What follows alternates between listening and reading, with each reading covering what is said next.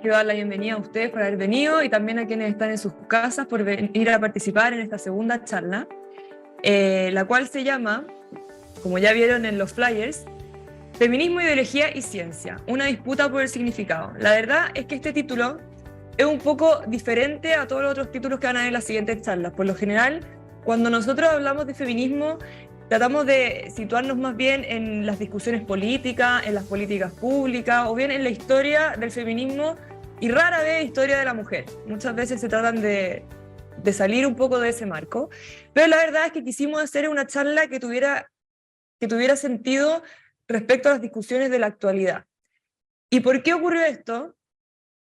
Principalmente porque en enero de este año, en la plataforma Law and Liberty, salió un ensayo que publicó una noticia de The Guardian, de este medio de acá, que hizo conocimiento de que una de las palabras más galardonadas por la plataforma diccionario.com fue la palabra mujer. O sea, que al final la palabra mujer fue la palabra del año 2022.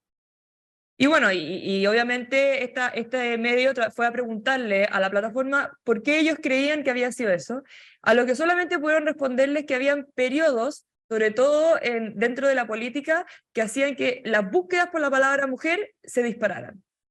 ¿Cuáles fueron estos momentos? Bueno, uno fue en una discusión de una diputada republicana con una demócrata, en donde la republicana le preguntó a la demócrata, ¿me puede decir usted lo que es una mujer? A que le respondió, no, no puedo. Y algunos otros factores, como por ejemplo, algunos cambios que no sé si ustedes se han dado cuenta, pero en el deporte, en las reglas penitenciarias y otro tipo de cambios que se han ido dando, que ya los vamos a ver, pero que han llevado a que un año tan avanzado en la historia y en una de las épocas donde la mujer ha tenido más espacios, sobre todo más espacios de poder y de oportunidades, pareciera que la mujer no sabe lo más básico de ella misma, que es definirse. Y las personas que cada vez, sobre todo en el occidente, ven a más mujeres participando en estos espacios de la academia, de la política, de la ciencia en general, no saben definir lo que es una mujer. Bueno, estos son unos ejemplos que yo quise poner en la prensa, que, bueno, hay transexuales que se ganan la mujer del año. Obviamente yo no quiero entrar a discriminar a nadie ni nada, pero lo que sí me llama la atención es este fenómeno de que pareciera que el factor biológico y funcional no es relevante para la definición de la mujer. Y eso es lo que ha surgido este debate para definir qué es lo que es una mujer. Pareciera que el factor más necesario, y por necesario me refiero a lo primero, a lo principal, no a lo más importante, sino que lo basal para ir a definir a alguien, no se toma en cuenta, pero sí se toma en cuenta en otras poblaciones de la sociedad, como por ejemplo cuando definimos un hombre. Por lo general no tenemos mucho miedo de definirlo en base a la biología. Bueno, esto también ha traído varios problemas. Por ejemplo, en el caso de los deportes, no sé si ustedes supieron de esta chica boxeadora que dejó hospitalizada a su contrincante, porque obviamente hay problemas de fuerza bastante evidentes, pero que ya lo vamos a entrar a discutir. Entonces, respecto a esto que está ocurriendo, yo me cuestioné y dije, bueno, si es que a este año no sabemos cómo definirnos como mujeres, teniendo las posiciones que estamos adquiriendo, entonces, ¿cuál es el sentido de la lucha del feminismo y cuál de hoy día, en la actualidad, pero también en la historia? Si es que la mujer no necesariamente tiene que ser distinguida por una biología, entonces, ¿cuál es el sentido de toda esta lucha que generalmente se ha explicado por, efectivamente, diferencias biológicas, pero también funcionales? Bueno, la verdad es que, y lo vamos a ir viendo a lo largo de toda la charla, es que la realidad de las mujeres es múltiple. Si nosotros buscamos definir lo que es una mujer, obviamente no nos basta con decir que tenemos un estilo genético distinto al del hombre, sino que estamos compuestas por múltiples esferas, como yo quise ponerla acá. O sea, las mujeres nos definimos por aspectos culturales, y de ahí se despliegan infinitas posibilidades, al igual que la emocional, la psicológica, la espiritual, la social y la intelectual cognitiva. En cada una de estas esferas nos distinguimos como un género propio y tenemos diferencias evidentes en cada una de estas esferas. Entonces, esta realidad, ser mujer significa tener una realidad constitutiva particular, que va a trascender en todas estas esferas de la personalidad de la mujer, surgiendo todo tipo habido de mujeres también. Pero obviamente la primera diferencia al definirnos, o una de las primeras diferencias debería ser el género. Y esto tiene total incidencia en lo que nosotros consideramos como feminismo liberal. ¿Por qué? Porque el feminismo liberal, lo primero y una de las principales cosas que más defiende es la igualdad ante la ley, y critica otro tipo de defensas que hace el feminismo actual, hegemónico, algunos lo llaman postmoderno. ¿Por qué? Porque justamente en esta diferencia biológica surgen algunas desventajas y ventajas en otros casos que ya también vamos a ver de la mujer. Entonces, la forma para emparejar la cancha es justamente esa igualdad ante la ley. Bueno, el segundo tema, gran tema, es ciencia, que ya lo estábamos introduciendo, ¿verdad? Aquí yo solamente quiero dar algunos datos, porque pareciera que cuando discutimos el significado de mujer y también las posibilidades de la mujer y también los problemas de la mujer, pareciera que no encontramos respuesta en lugares muy concretos. Y la verdad es que muchas de esas respuestas de las diferencias entre el hombre y la mujer, de los alcances de la mujer en la vida pública, pero también en la vida civil, son efectivamente por diferencias biológicas, en gran medida y muchas otras más, pero en gran medida biológicas.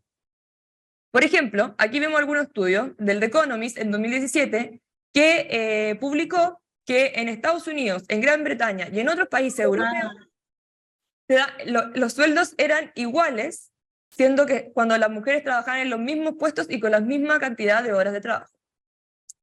Algún otro estudio en Alemania, como en la Sociedad de Max Planck, no se aportó a la movilidad laboral y económica de las mujeres específicamente, no se mejoraron los ingresos de las mujeres, no aumentaron mujeres en los altos cargos, y aquí distinguió entre dos leyes, una que fue la ley de cuotas de 2015 en Francia, que de hecho empeoró y desincentivó la contratación de mujeres, y la ley de cuotas en 2003 en Noruega, que si bien como que vino a priorizar a las mujeres de la élite, pero no afectó a las mujeres de clase media o clases populares.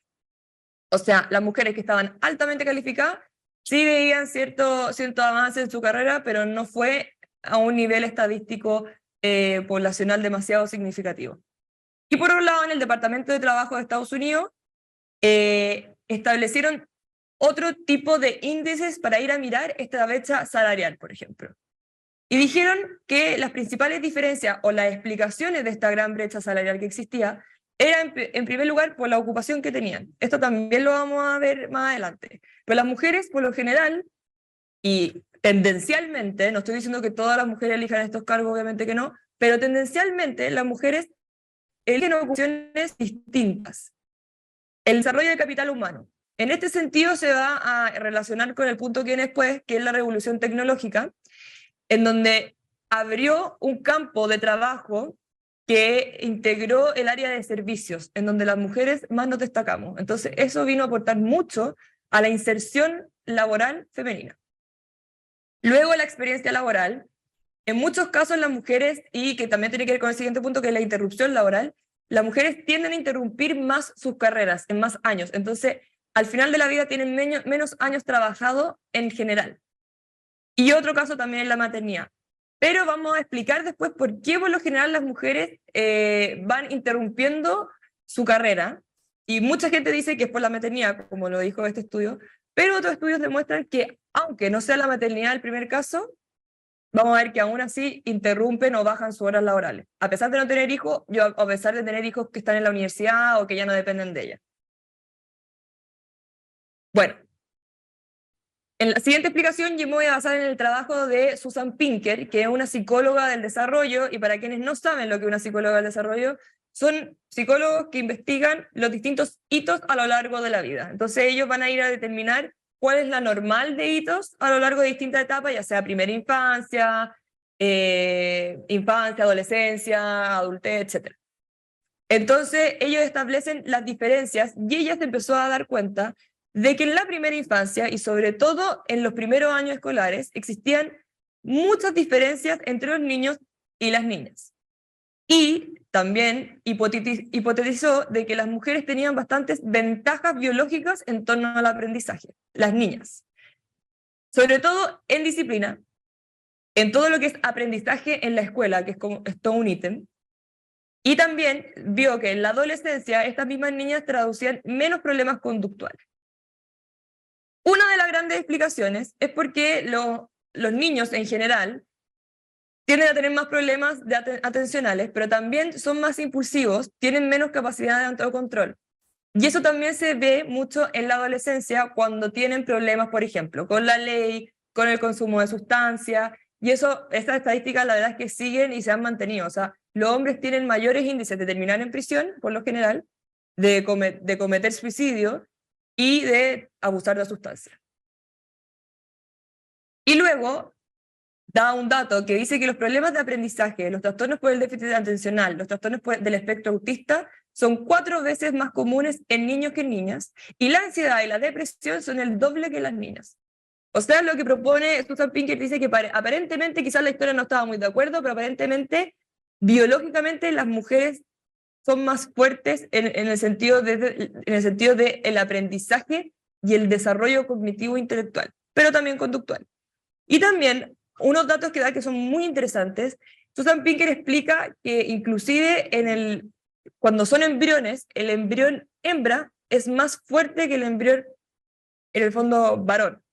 Y esto se explica a tener distintas hipótesis, ninguna llega a una cosa media conclusiva, pero hay distintas hipótesis y se explican muchas veces por el XX, que algunos traen más enfermedades, etc. Pero la verdad es que científicamente se ha visto que las niñas son más fuertes. Pero después de esto surge la siguiente pregunta. Bueno, ¿y por qué entonces las mujeres estamos en menos cargos de poder? ¿Por qué ocupamos menos espacio en la vida política? Etcétera.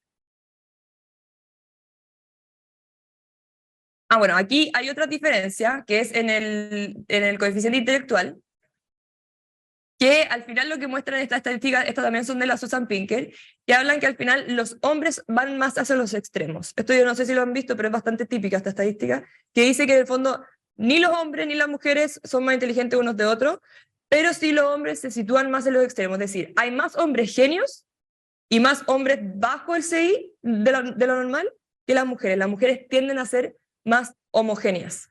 Aquí se ven, por ejemplo, en este cuadro aquí se ven las desviaciones de la normal en el fondo. Los hombres tienden a cambiar mucho más y a irse más hacia los extremos, mientras que las mujeres se mantienen, por lo general, igual. También pasa en conducta. Las mujeres, en el fondo, hay más hombres asesinos que mujeres asesinas. Bien. Entonces, respecto a la pregunta que hice antes de por qué las mujeres no ocupaban tantos espacios como los hombres, a pesar de que las mujeres muchas veces han demostrado tener más capacidades, sobre todo como sale aquí un ejemplo, en la literatura, en los índices de graduación, incluso en el siglo XIX, cuando las mujeres no tenían tanto acceso a la educación, se dice que ellas sí tenían mucho mejor acceso y muchas mejores habilidades de la literatura, de la escritura y de la lectura. Y otro dato que también nos entrega Susan Pinker es que justamente en países más ricos se abren más brechas entre las carreras, es decir, se aglomeran más en distintas carreras. Y esto tiene mucho que ver con los otros estudios que yo les presentaba, de The Economist y de Max Planck y los otros. Y la verdad es que esto tiene mucho sentido si es que los comparamos, porque se ve que en países donde hay mayor cantidad de políticas públicas que benefician la equidad de género en el ámbito laboral, las brechas se siguen separando. O sea, las mujeres siguen escogiendo un tipo de carrera y los hombres siguen escogiendo su tipo de carrera. Y luego, otro dato muy interesante es que también el 60% de las mujeres talentosas en estos tipos de países rechazan promociones o toman posiciones con pagas más bajas, por mayor flexibilidad o porque buscan un mayor propósito social en sus carreras. Y en esto explica un ejemplo la Susan Pinker de una excelente profesora universitaria que tenía un postdoctorado, era muy talentosa académicamente, y ella dejó su carrera, tenía un puesto privilegiado en la universidad, y la dejó su carrera hasta que llegó a ser profesora de un colegio, que lo hizo como un voluntariado cuando se tomó un año sabático y decidió quedarse ahí. Y esto era un ejemplo para demostrar que le pasa a muchas mujeres a lo largo de Estados Unidos donde fue su estudio. Bien, estos son otros datos que aquí se puede ver, es que no sé si lo ven muy bien, pero, pero aquí, aquí hay distintas carreras, y aquí está el año 1973 y el año 2003, y se comparan en los distintos países, en Canadá y Estados Unidos, las distintas carreras, y se muestra cómo porcentualmente van aumentando. O sea, en veterinaria van aumentando de 12 a 78, de 10 a 71, que es bastante, y en todas estas carreras se ve que hay un aumento. Bien, pero, y aquí se hace lo mismo con otro tipo de carreras. Si ven, en todas aumenta, excepto esos 3 puntitos son que no había información recabada. Pero no es suficientemente para llegar a un 50-50, que es lo que se alega mucho desde del feminismo hegemónico, que dicen, bueno, hay carreras que todavía no somos 50-50. Hay algunas en que sí, como medicina y derecho, por lo general están bien, pero hay algunas otras que por lo general los hombres siguen siendo más y las mujeres siguen siendo más. Y se ha visto que se ha invertido en el sentido de que hay más hombres, por ejemplo, que entran a enfermería, hay más hombres hoy en día que entran a pedagogía, pero tampoco son 50-50. Entonces, es en distintas carreras, no es solamente que los hombres ocupen todos los espacios, sino que hay carreras que son de preferencia femenina y hay otras carreras que efectivamente siguen siendo de preferencia más masculina. Sobre todo en las de física y ingeniería y ciencias computacionales.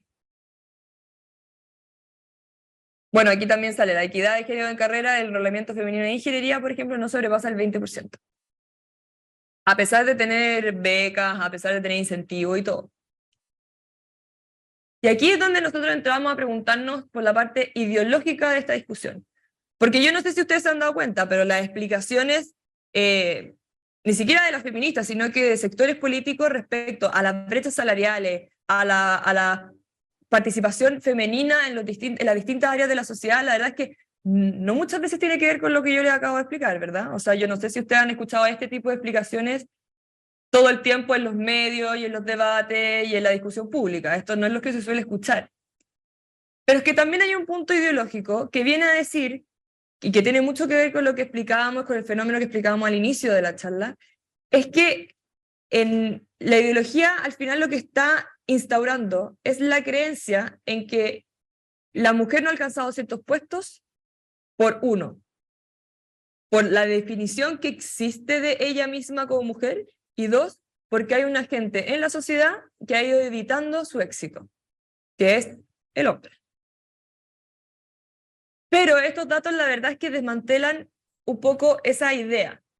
Pero no solamente porque se crea que las mujeres nunca van a llegar al 50% en programación, por tú, o en ingeniería, sino que aún las mujeres siguen prefiriendo otro tipo de carreras, que tienen mucho que ver con su realidad femenina, porque tienen distintas habilidades, porque se despliegan en distintas cosas y también se interesan por otro tipo de valores.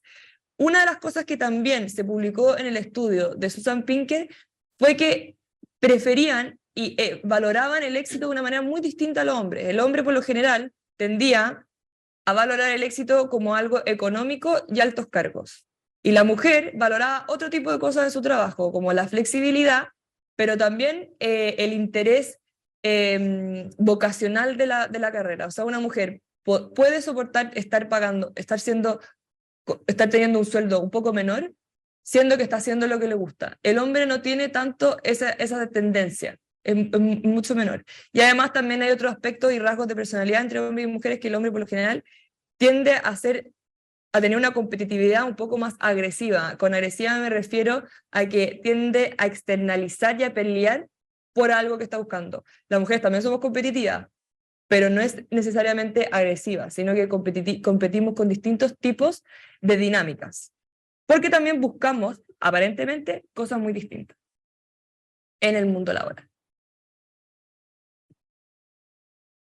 Bueno, y aquí yo me quiero meter en un tema que es un tema que yo trabajo por lo general mucho, pero sobre todo porque el feminismo hoy en día se ha basado en un relato que ha tendido a la victimización de la mujer, pero también la infantilización de la mujer.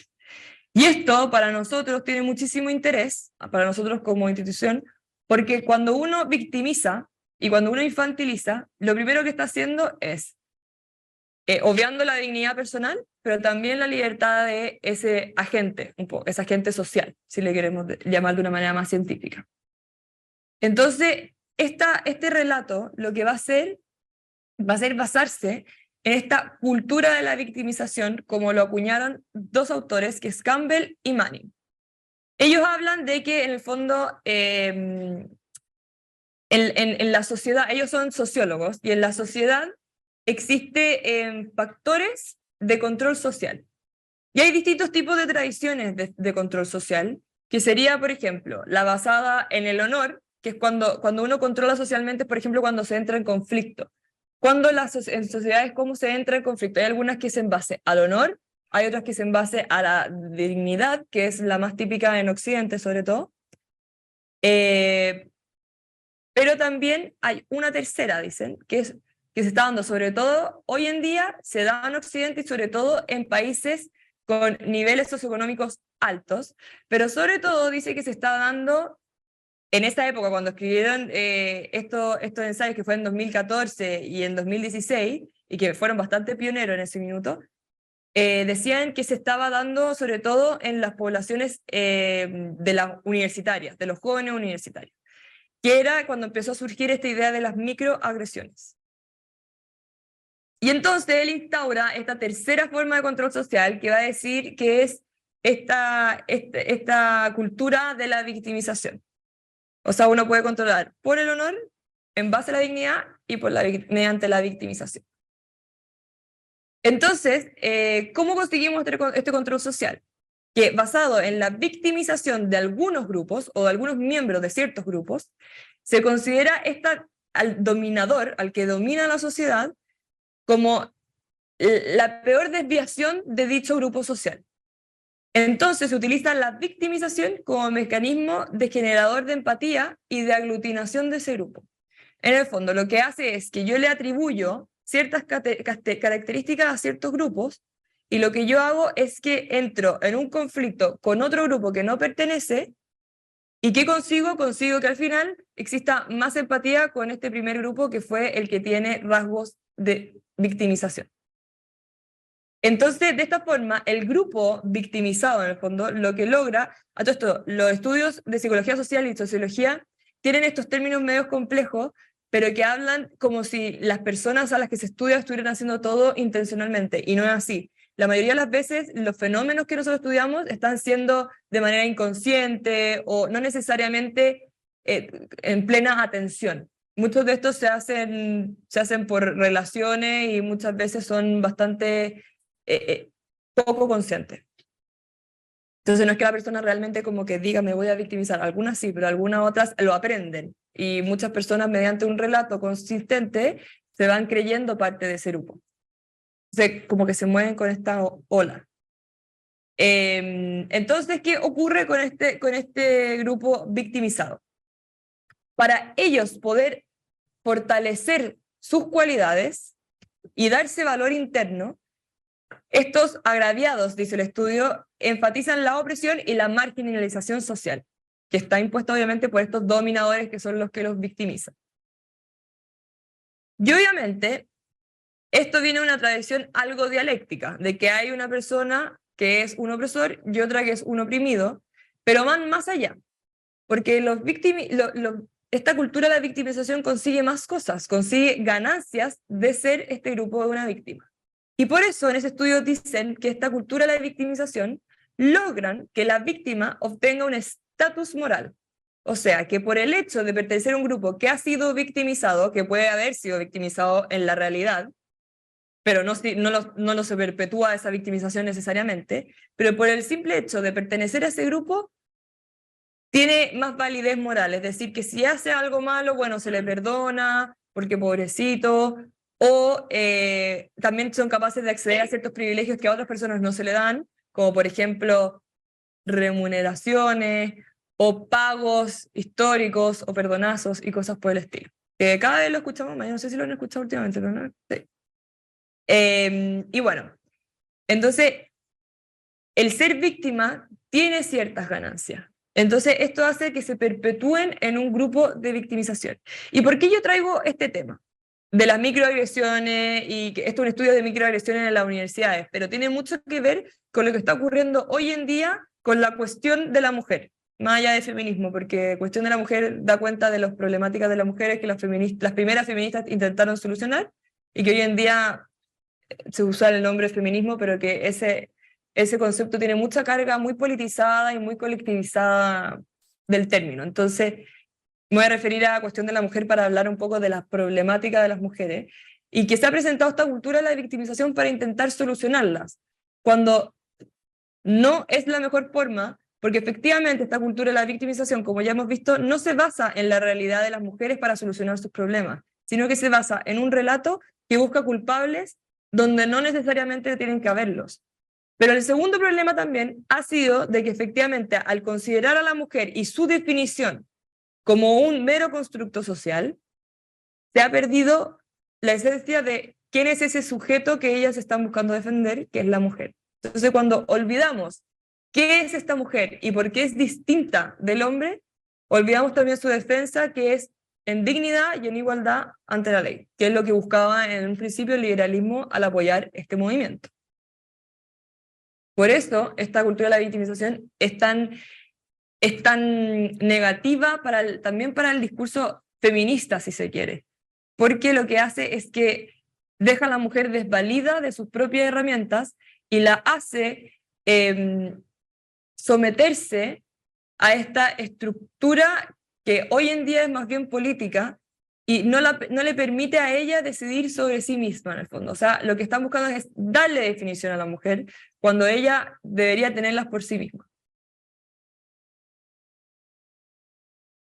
Bueno, este es otro estudio que se hace también respecto a la victimización, y es que se presentan ciertos elementos que se establecen en los rasgos de personalidad de las personas. Este estudio es de una psicóloga social que se llama Corey Clark, y que ella acuñó el término señalizadores de victimización. Y hay algunos aspectos y rasgos de personalidad que hacen que estas personas demuestren o actúen y tengan ciertas actitudes para demostrar que son ciertas víctimas, pero sin decirlo. ¿Y qué hacen? Bueno, se obtienen muchas ganancias porque el feedback que reciben es muy positivo. Bueno, ¿y cuáles son estos rasgos de personalidad? Que según otro estudio también se van a desarrollar y también se investigan.